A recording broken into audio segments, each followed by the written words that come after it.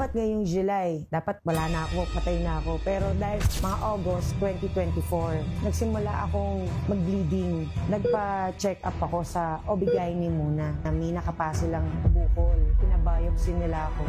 Nakita sa result ng biopsy ko is stage 1B lang. Inoperahan ako. Naging unsuccessful yung operation kasi open-close yung nangyari. From stage 1B, naging stage 4B na with bone metastasis dito sa balakang. Kota na daw ako, sagad na. To make it sure, tinaniyan nila ako ng 6 to 8 months, mamamatay na ako. Nung time na yun, para ako nabili.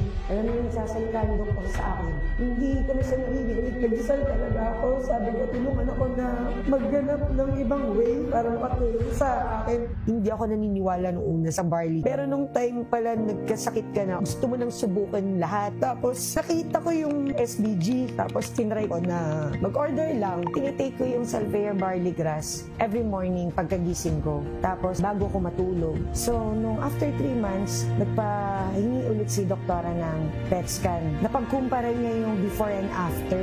Nawala yung sa bone metastasis mo, nawala yung tumor mo sa buto. Tapos yung cervix mo, nag-normal na.